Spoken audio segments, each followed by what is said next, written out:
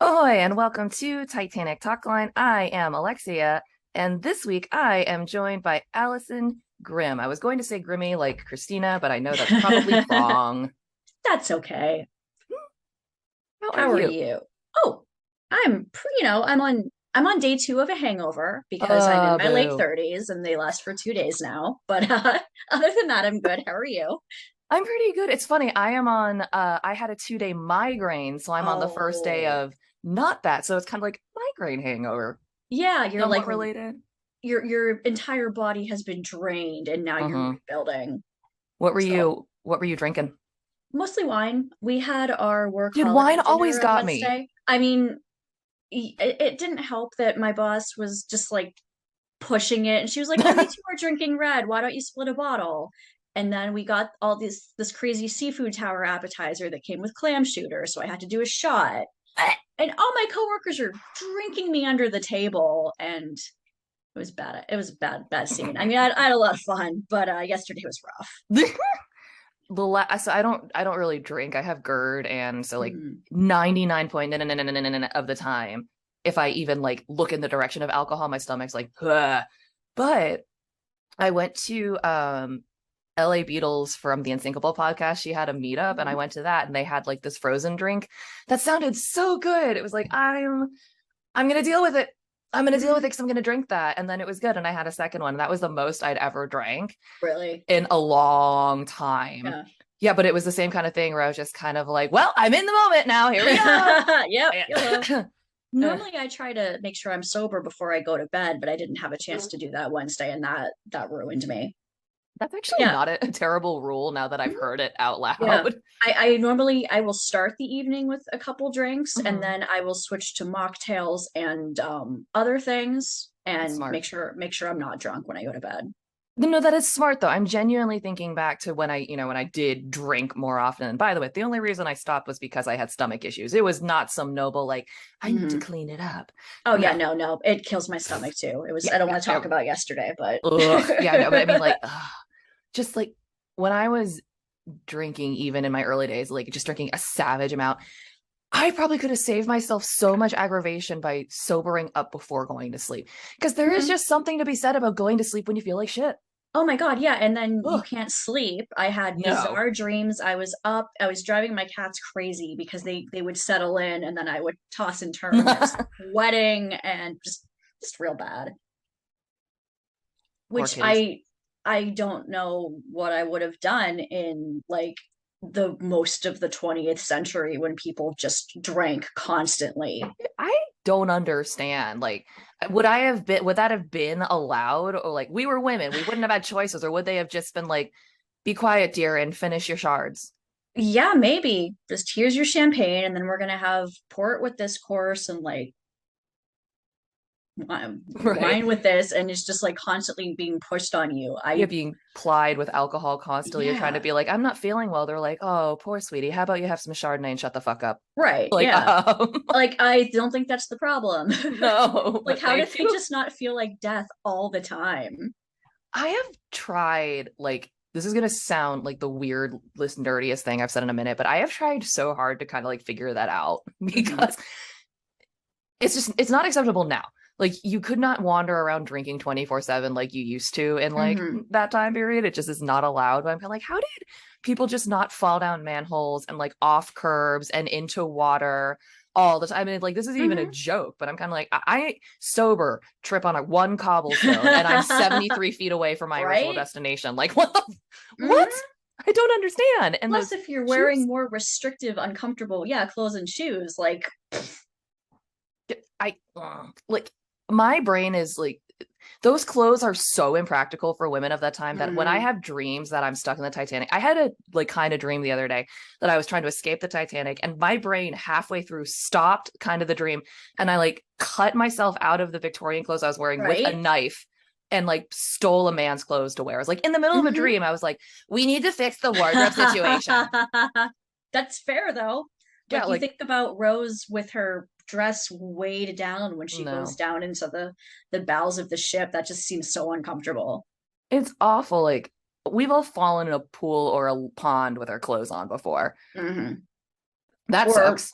or lived through the 90s when all of our pants were enormous and just like were soaking wet from the knee down Or and they you're weighed 50 pounds. I'm just short.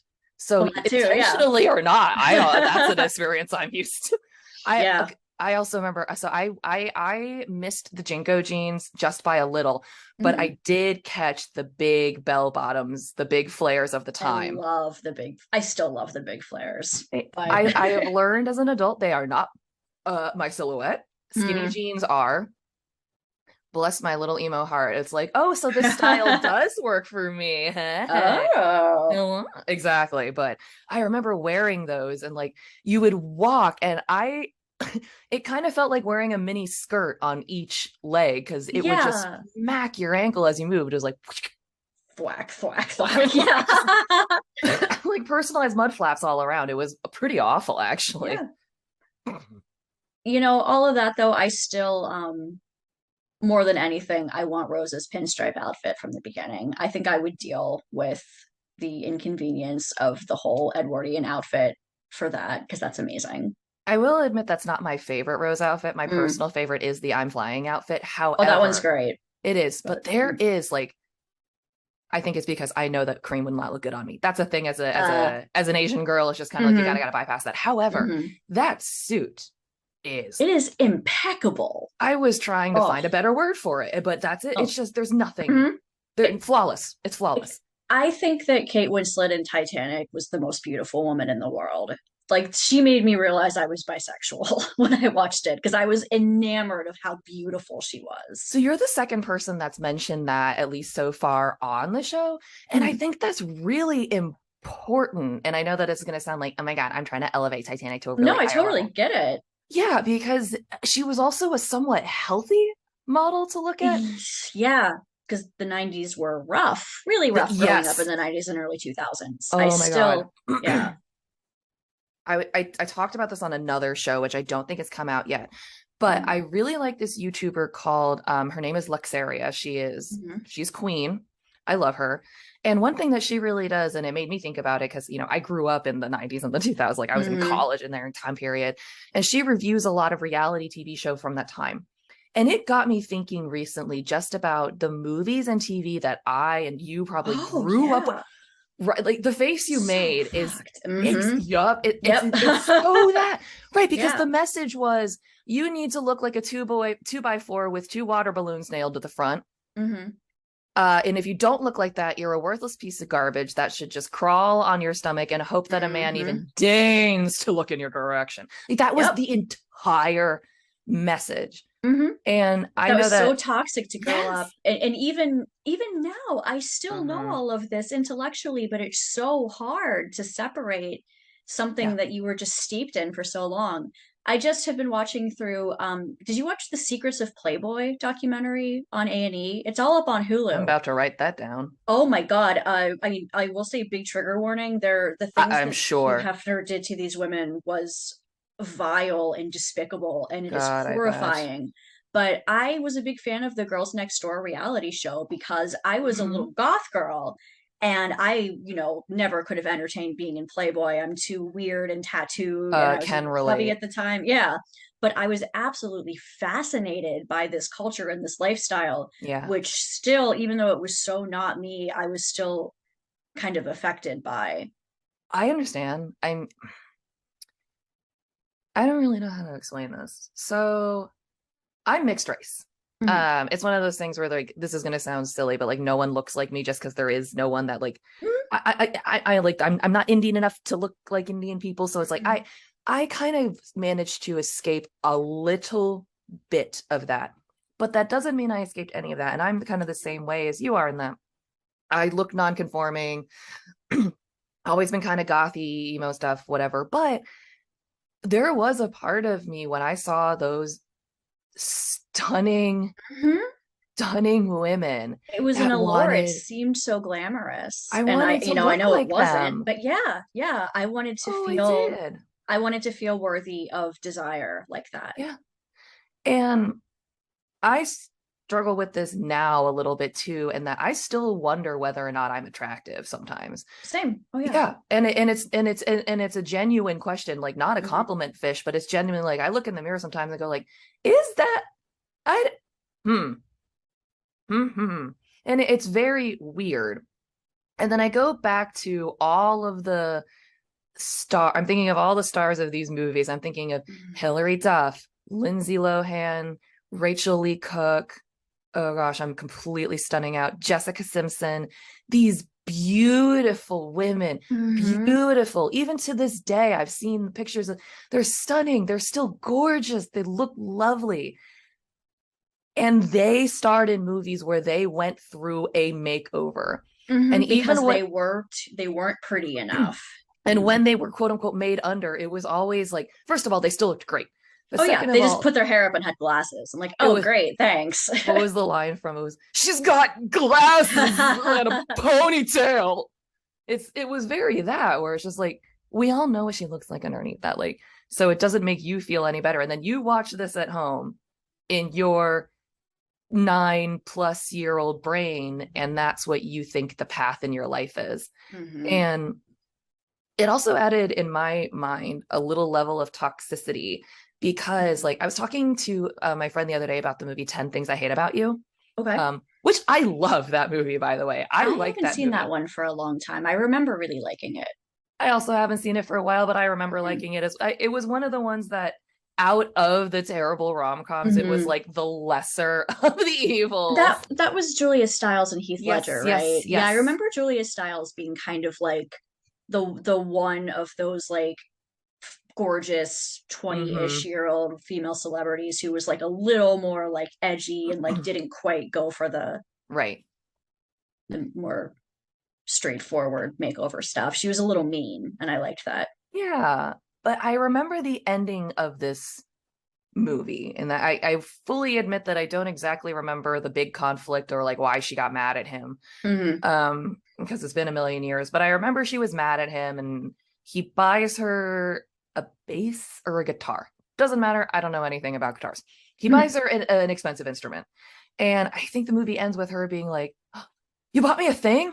Oh my gosh, how exciting." And then she gets a little excited, like that fake face where she's like, you just Mm-hmm. can't buy me something every time you mess up. And Yeah. he cuts her off, kisses her, and it's cute and adorable. And it was Mm-hmm. one of those things where it bothered me even at that age, where I was kind of like, wait, he didn't even say sorry. Yeah.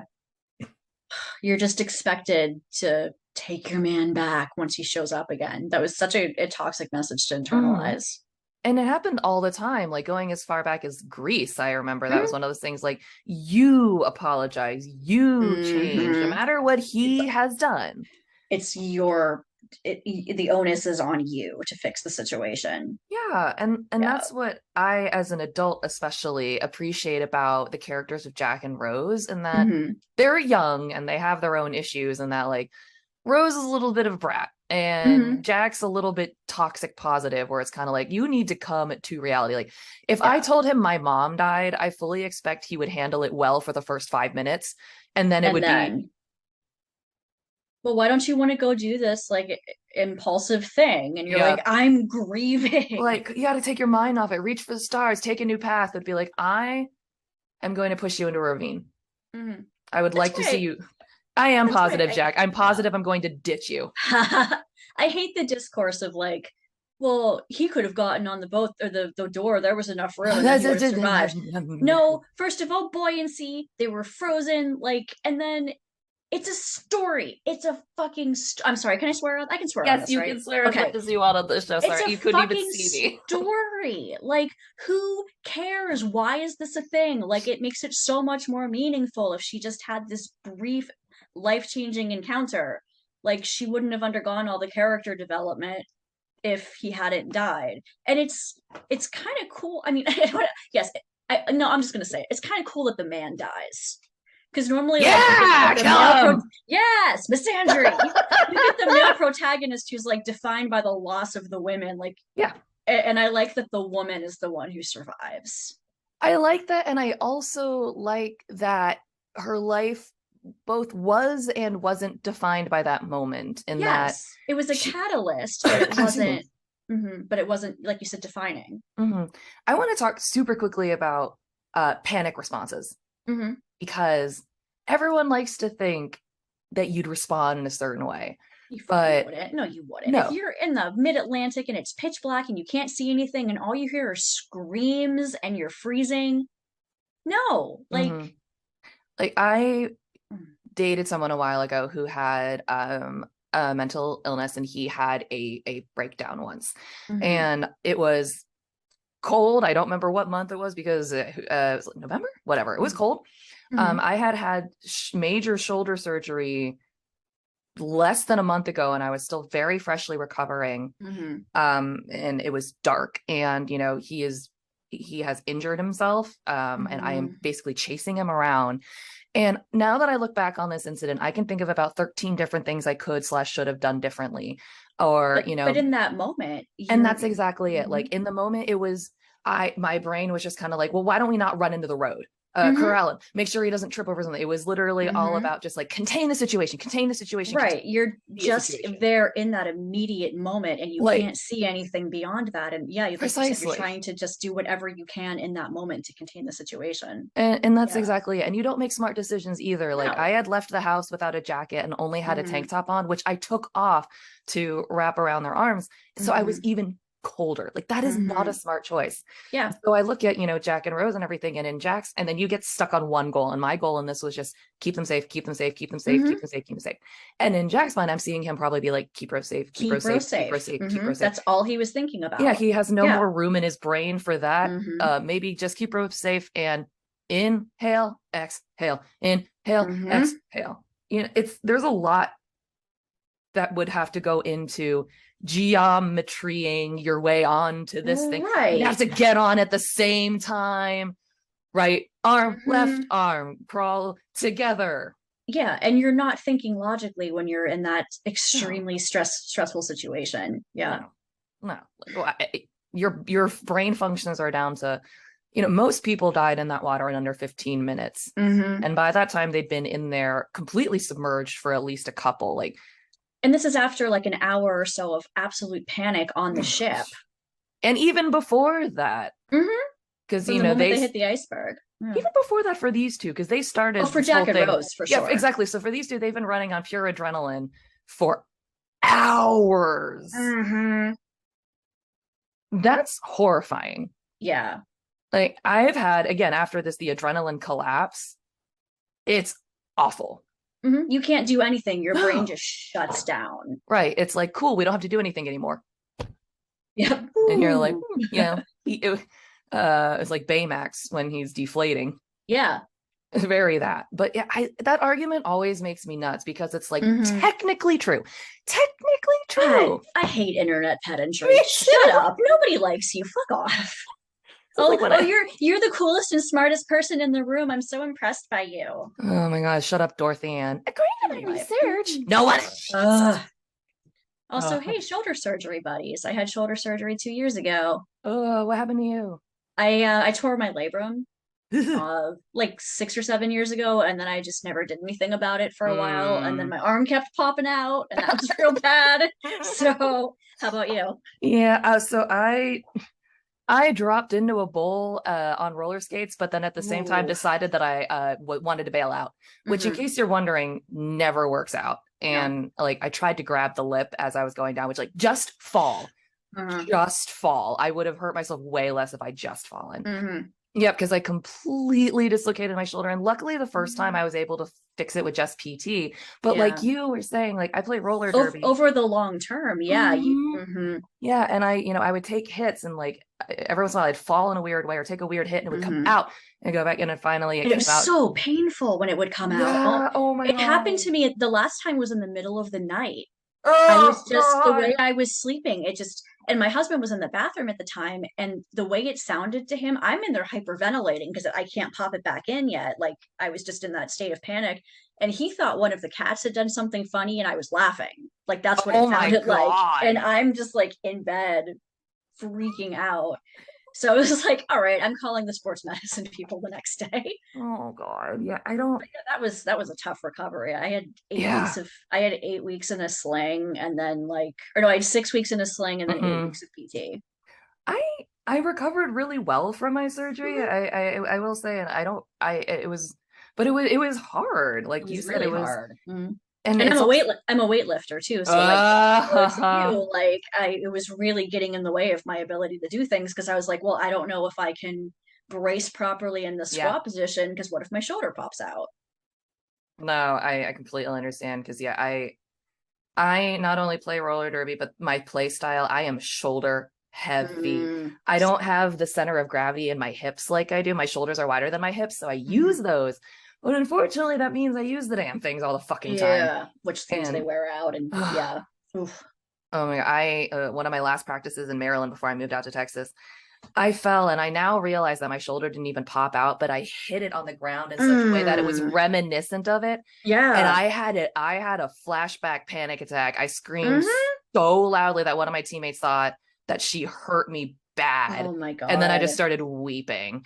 But it was one of those things where I was like, oh my God, did it happen again? Am I Yeah. gonna have this surgery repaired again? Am I gonna have to do this again? Am I and it, I'd been told by my PT, if you do this again, like the one thing I like about my surgeon is that Hmm. he's very honest with me, but not in like a rude way. But just if I ask him a question, he'll give me the answer. Yeah. And I asked him a question, and he says, if you dislocate your shoulder again, I will advise you to stay off skates permanently. Oh, And I was like, for contact. He's like, yes, for contact, but it's like, but that's what I love. And but it's that's one of what you those like. Yeah. exactly. And it was Oh. one of those things where it's kind of like that can't, well, I can't do that again. Like Hmm.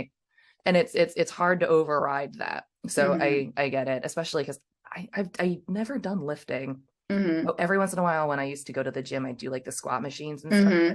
I remember like every once in a while, if you do it just a little wrong, that feeling of Yep. That the little twinge. Yeah. yeah, Yep. and it freaky because you're kind of like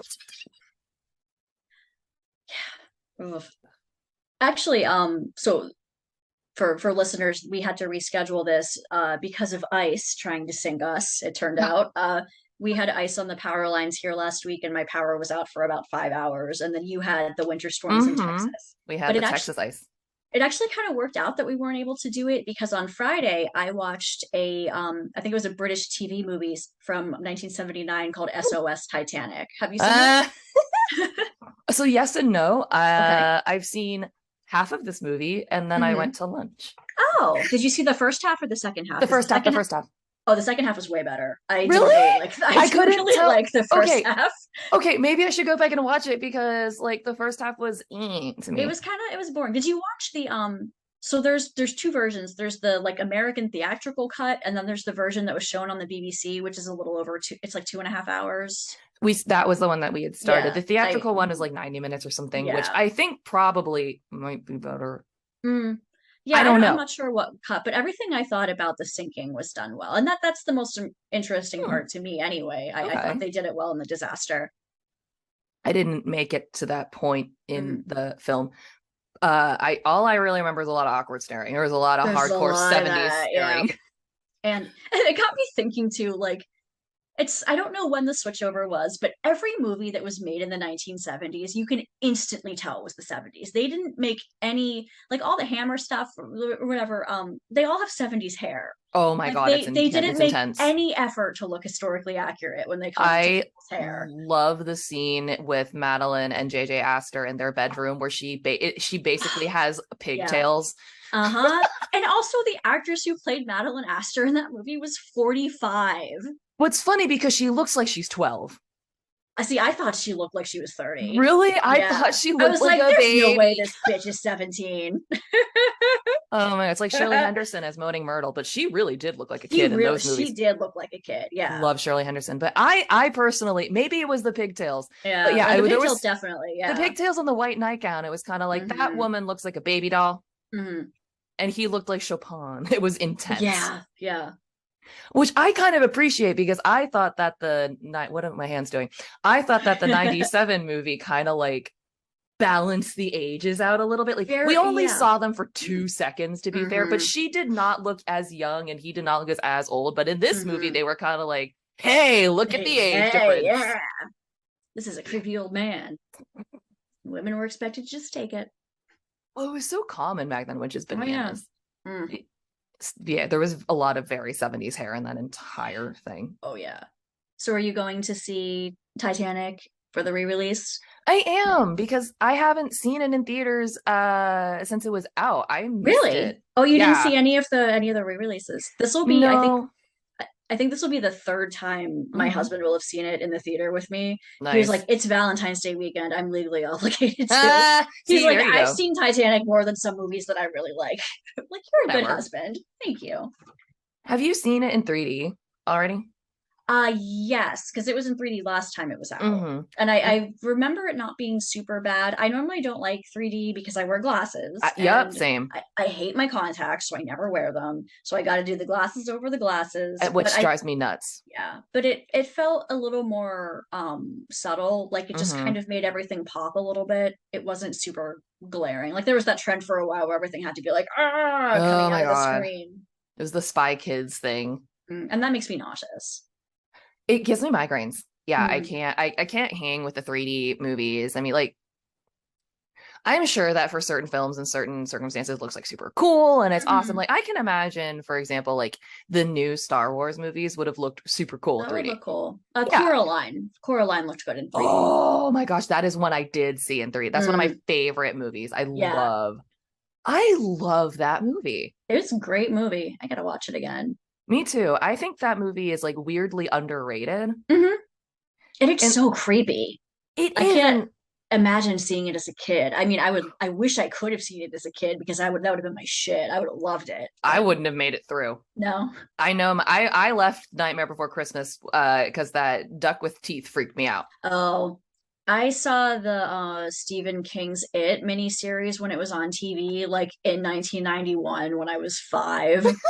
And I was afraid of bathrooms for a long time from it, but Fair. I watched it. I grew up watching horror movies with my mom, so I was kind of inured to it at an early age.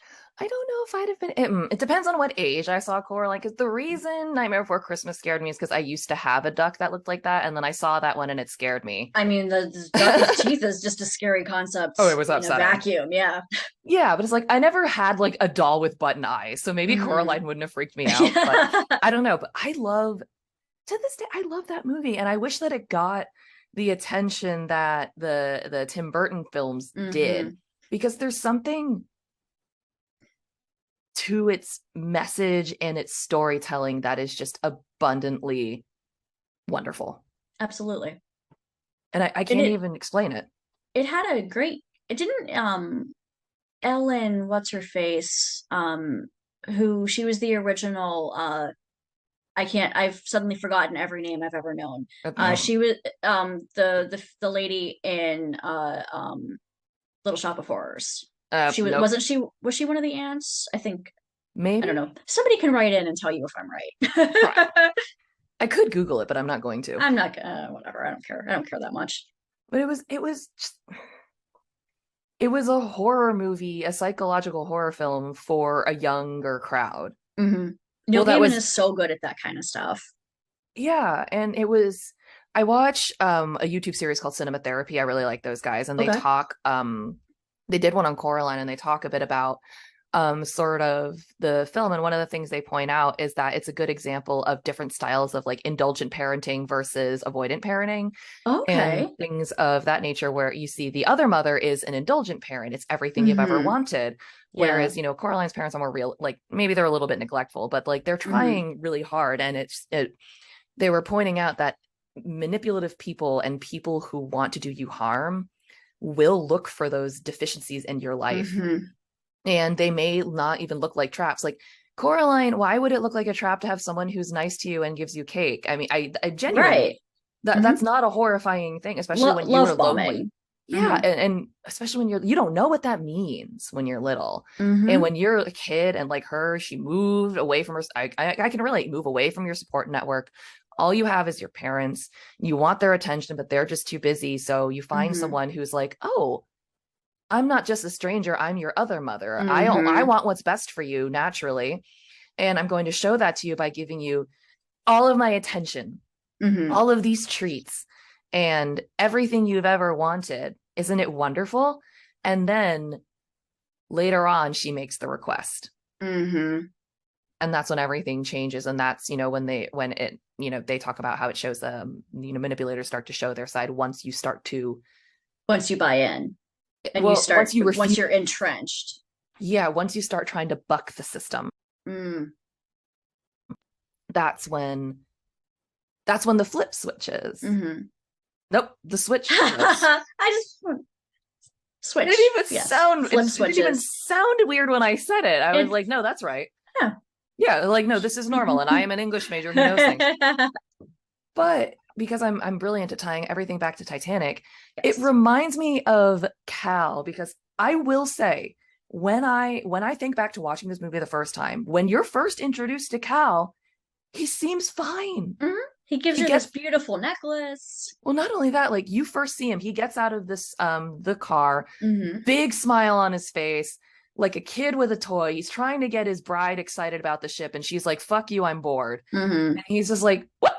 Come on. Yeah. Like, it seems to him like it's like, honey, look at the fair, look at the horses. And she's like, horses smell weird. He's like, Mm-hmm. but that one's gorgeous. Come yeah, on. that is exactly what it feels like when you first meet him. Yeah. And exactly that, where that is what you see. And I think of that now, and I'm like, that's what everyone sees from Cal. Mm-hmm. No one else sees any. They see him being like, honey, look at the balloons. And they see her being like, balloons are terrible. Somebody give me a needle. Like, Mm-hmm. that's all right. And it's one of those things where it's like, manipulators are like that. They know she looks like a total sourpuss, and he looks like he's falling at her feet to make her happy. And that totally plays up on misogynistic stereotypes too. Mm-hmm. Like, oh, here's this guy who's bending over backwards for his wife, who's just mm-hmm. a stuck-up bitch. Yeah. Because in public, at least, but you notice the change when he meets Jack. Mm-hmm. Once he meets a poor, someone who's beneath him.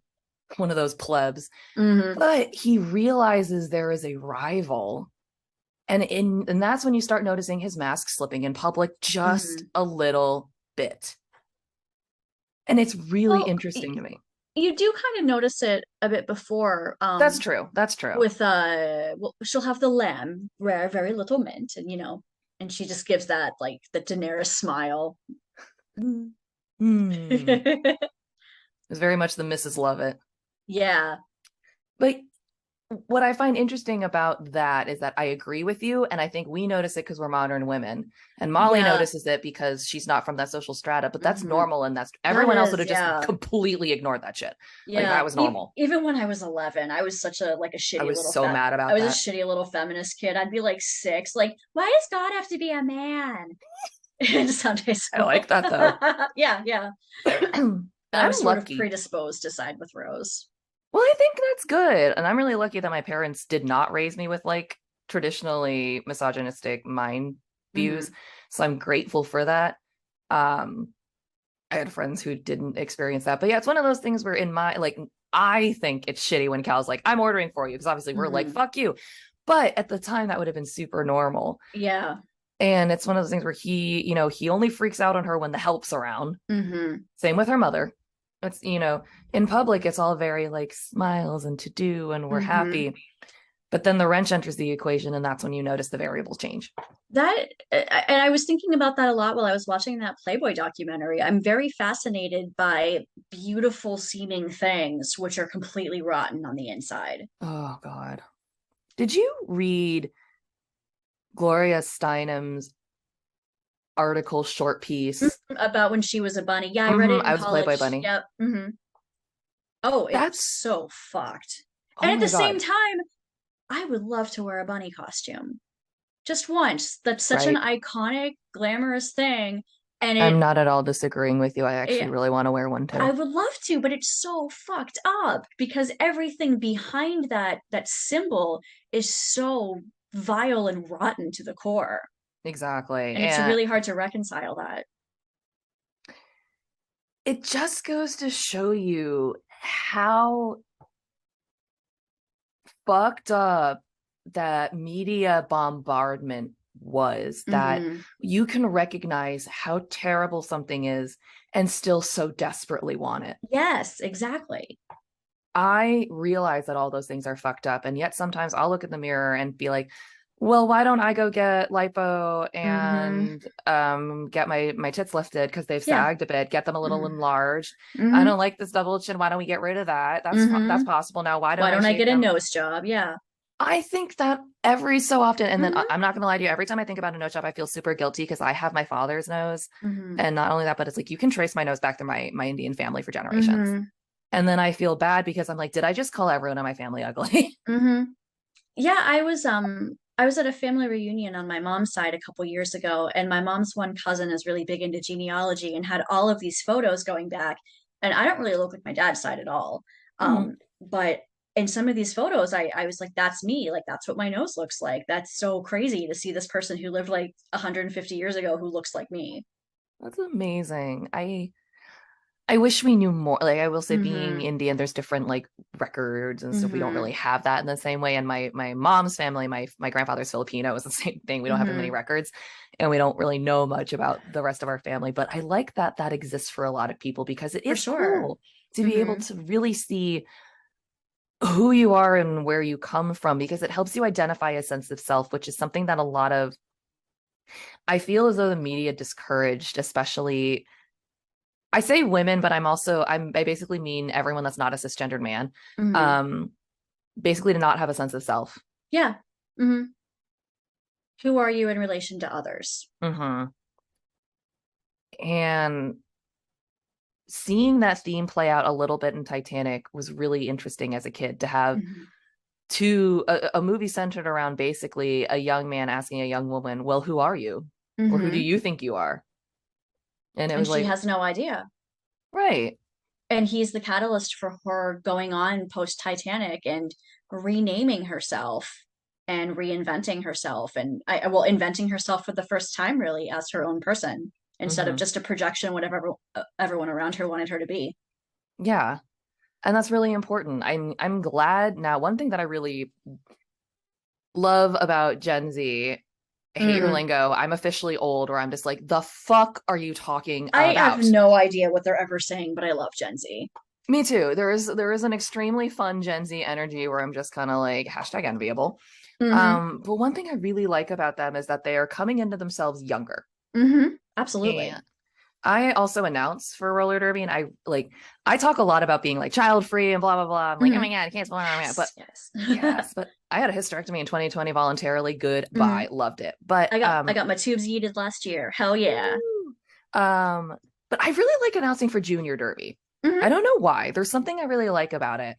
And one thing I noticed is so I normally like to go and check with everyone to be like your name and your number because I want to make Mm-hmm. sure I say it right. Mm-hmm.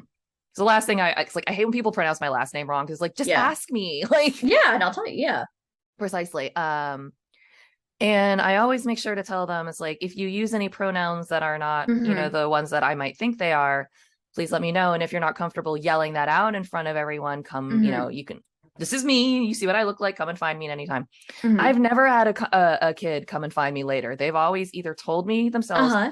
or, and this I love, their teammates told me for them because they Oh. realized they were a Mm-hmm. little bit too shy to speak up for Mm-hmm. themselves. It'd be like, they just point to their friend, be like, Mm-hmm. do you see them? Do They're you so see I love that them? they're supportive of each other. That's great. Exactly. Yeah.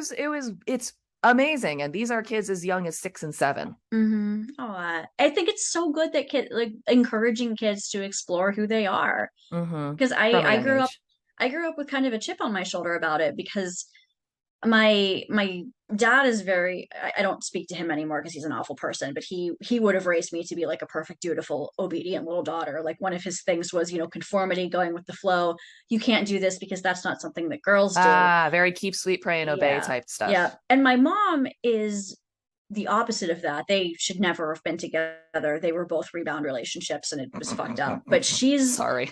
yeah, it's super fucked. She's I love her to death. She's very, progressive and her own person, but she's a very big, like, not like other girls.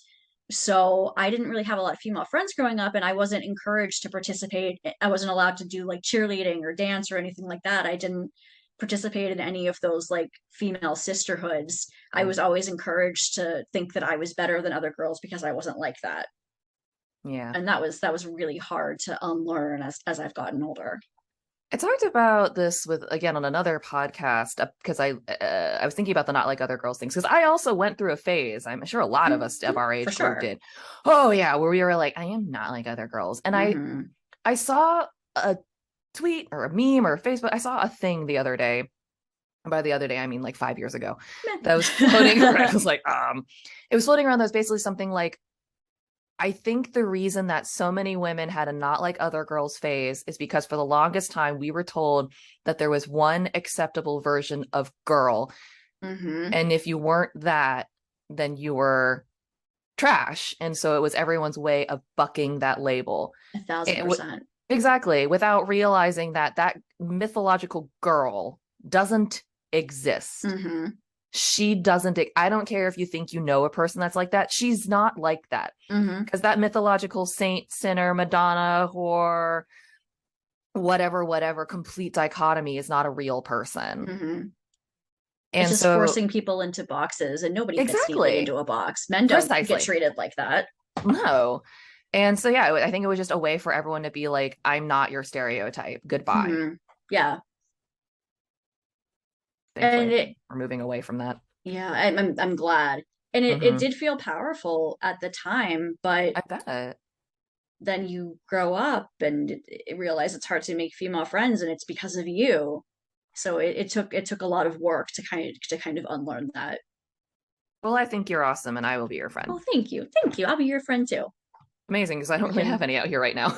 Oh, you're where in Texas are you? I'm in Austin now. Okay. My one of my super cool cousins lives in Austin. I want to visit her sometime. I've never been. I've been to Dallas, Okay, but I think I've been to Dallas.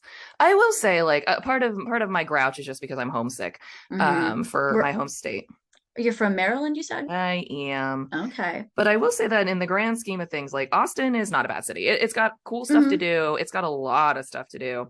Super cool shops, like really good restaurants, and there's always a music act in town. So it's like Hmm.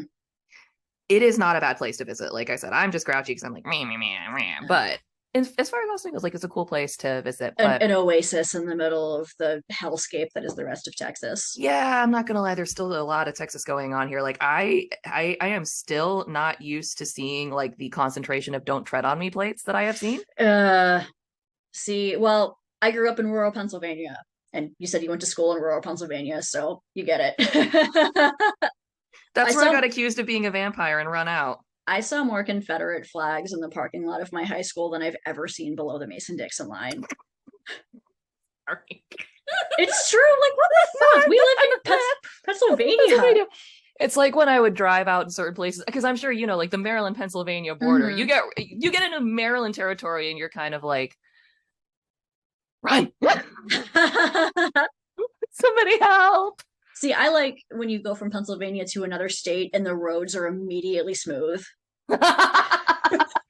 It depends on the part of the Fair, part of the but you state. can usually tell like the moment you cross over. Dude, I'm sorry for the entire state of like Alabama, but Yeah. whenever you cross the border into Alabama, it's kind of like, well, this is gravel. Mm.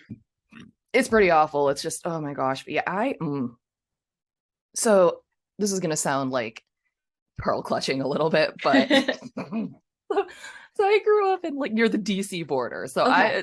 a pretty liberal Yeah, they're area. a real place with people and culture. So, and I also do again roller derby, which is known for being like progressive, Oh, feminist, for sure. LGBT friendly. Oh yeah, so I don't encounter a whole lot of wildness, but every once in a while I encounter something in like weird. And I was at a practice recently within the past 2 months. That way I can't pinpoint the league. Because this could have been back. This could have been back home, by the way, where I encountered somebody who had a crossed rifles tattoo, and I blue screened for a full 10 seconds. Like, I wish I was joking. I just like stopped in my Oh, literal tracks. I was like, yeah. mm. I felt like a Pikachu caught in a fucking cookie jar. I was just like, Yeah. What the fuck? yeah, because it was like not in my like in my cereal though, like in front of my salad. What's Yeah. happening? Like, In my oh, good Christian suburbs.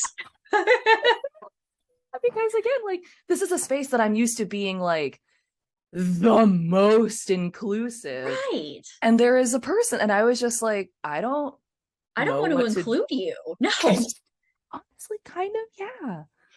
No, Like I know I that don't makes me think sound like a bitch. bigotry doesn't get to be included. If your beliefs are intolerant of other people's right to exist as they are, then fuck you. I don't have Fuck to you tolerate indeed. you. Yeah. No, and it's very it's very that because like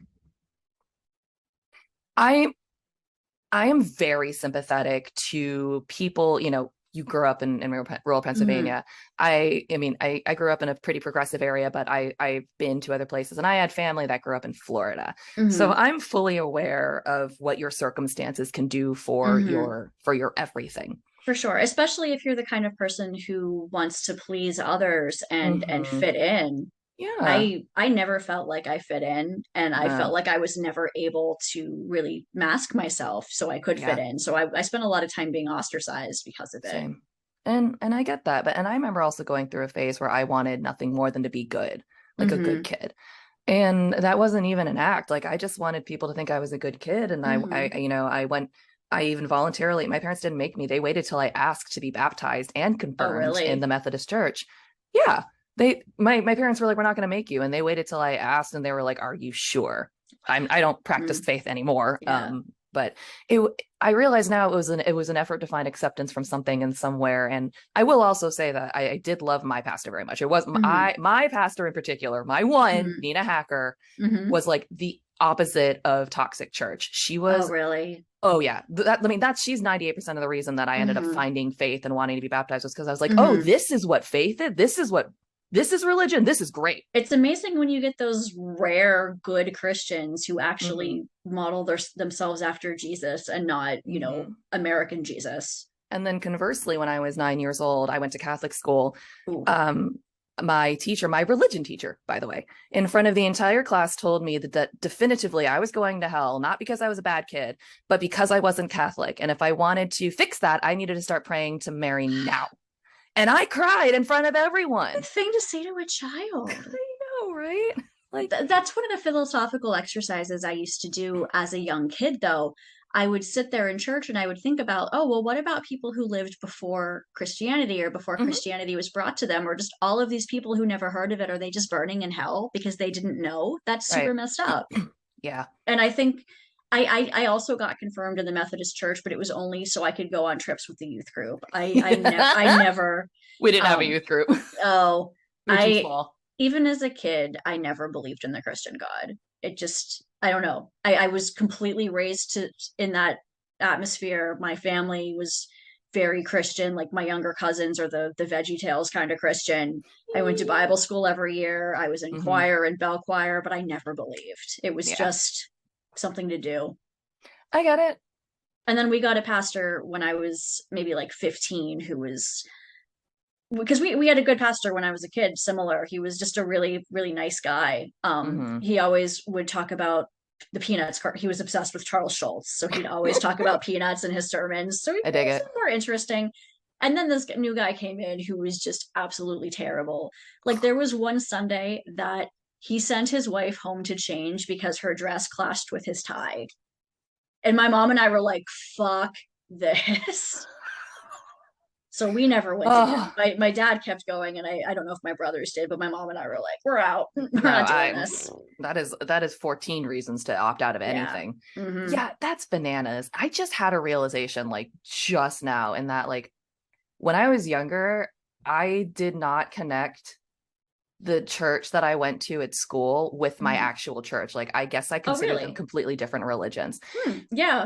Because the Catholic Church made it all but clear that I was not part of them. Oh, So it was like I just went to mass that's. because it was part of school. So it was like I'm just Hmm. here because it's school. I'm just Yeah. here because it's school. This is All somebody that. else. I'm observing somebody Yes. else's cultural traditions. Yes, it Yeah. was very like I'm going to somebody else's church because I slept over. Like it was Hmm. very that. Puppy. Sorry. Oh, there he is. Lado. This is me in work meetings too. Like, oh, Say dog. hi. Hi. Hi. Hi. Who's a good boy and or girl? This is Lado. It's a boy. Play-Doh. Hi, who's a good Yeah. boy? He's a very good boy. There But we go. Mm.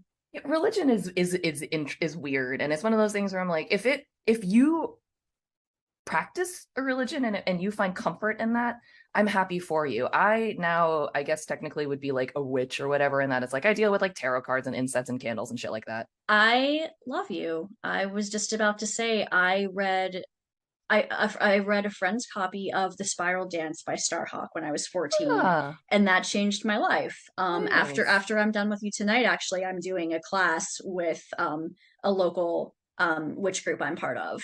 Oh, so So cool. yeah, I'm obsessed. Amazing. I counted my tarot collection last week, and I have 48 tarot decks. Holy shit. I have So like two, I but mean, I am a collector, but Bob Seeley, whose interview I just recorded, told me that there is a Titanic tarot. the movie or just in general, I guess in like general, I history. haven't actually looked it up yet, but I wrote it down immediately. And now I think regardless of what it is, I think I need it. Yeah, same. But yeah, I came to that realization in adulthood where it's kind of like, I believe there's something out there. We're part of something bigger, but I think that I don't have the qualification to define what it is. Absolutely. It's a very personal experience, and I don't want some fucking man telling me what I should or should not be doing or what's right. I'm just glad I didn't actually have tea in my mouth when that happened. I was about to. It was about to be a really exciting Plus, moment. if you look at like biblical history and just the errors and inconsistencies in translations, there's no possible way you can know what was meant by the Bible. Yeah, and that was again something that as I got older, I started to, when you have that moment, you said I mean, for you never Hmm. believe, but for me, like I did. I mean, and it Hmm. was, and I think a lot of it was because again, I took most of my religious teachings from my Methodist actual Hmm. church, and they were very like not Catholic. They were more like be and not a dick. That's That how was it the should message. be. I mean, that is what Exactly. the original teachings of Jesus were. And I know I Mhm. have some friends who are very devout Christians who are some of the best people I know because they follow Jesus and not Yeah, the church. exactly. And that's how I was. That's what I thought religion was for the longest time. And then Hmm. when I realized that's not how everyone thought about religion, that's when I ditched it. Oof. Well, yeah, but it's one of those things where even back then it was like the concept was at least this is me personally, but the way that I considered like Jesus or the concept of God was just like a presence out there that was Hmm. kind of watching over the world and was just out there somewhere in the same way Hmm. that I kind of think of it like now it just I thought it had a name. I thought his name was Jesus. Hmm. And it's one of those things where like that's just how I thought of it Hmm. because it made sense to me.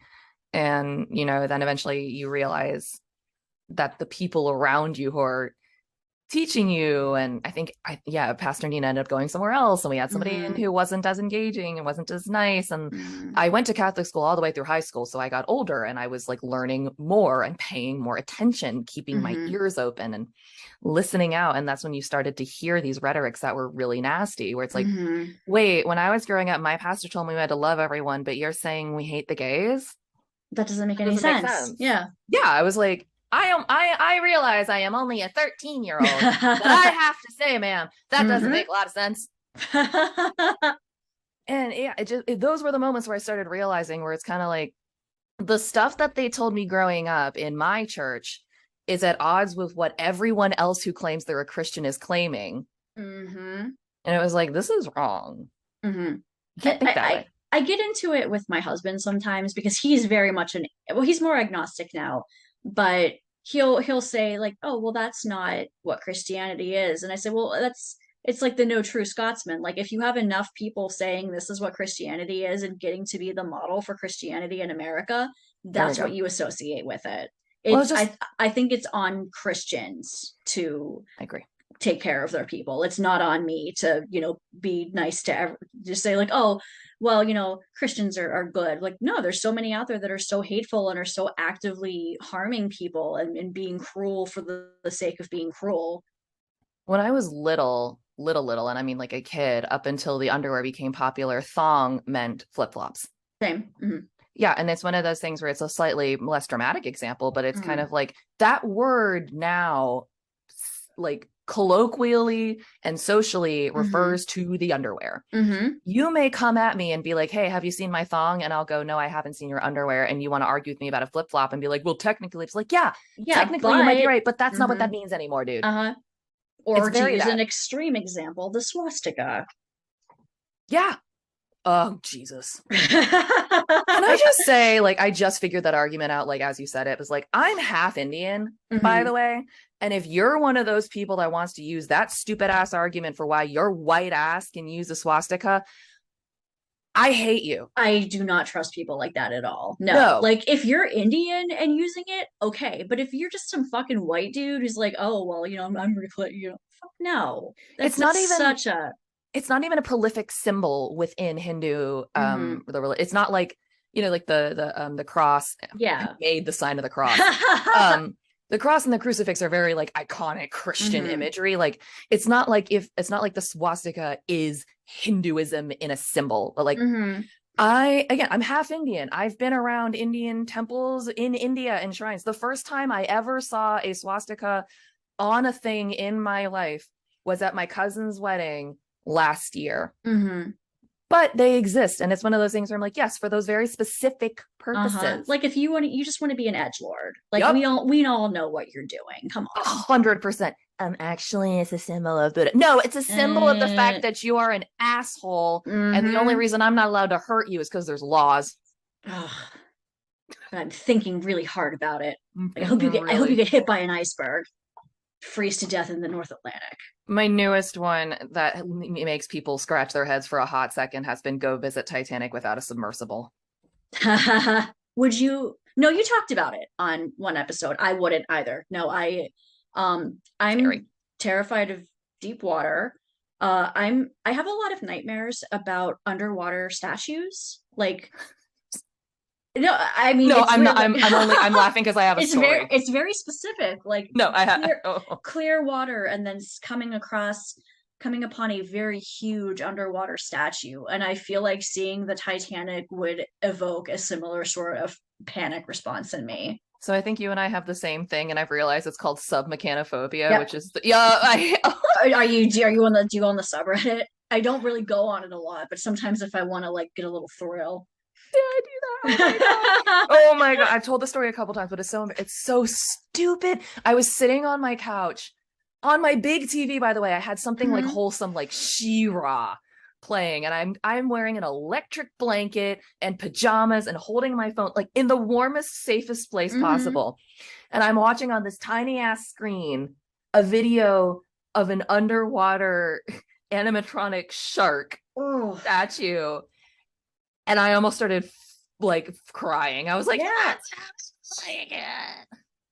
It's like, you're at home. I need you to calm down. Everything is safe. Just look away from Everything's the fine. screen. Yeah, tilt your chin up 1 degree. You'll be fine.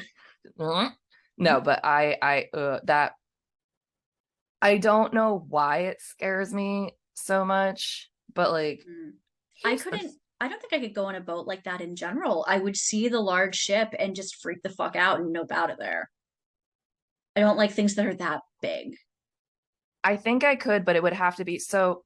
I've realized over the course of my life that I'm actually really good at suppressing the initial like panic emotion. Like I'd be a pretty Hmm good trauma response worker because I'm able to just kind of be like, that doesn't mean hmm I don't have feelings. It means just Right. in the moment we're able to like, it's funny. I bet you today if somebody like burst into my door and was like, guess what?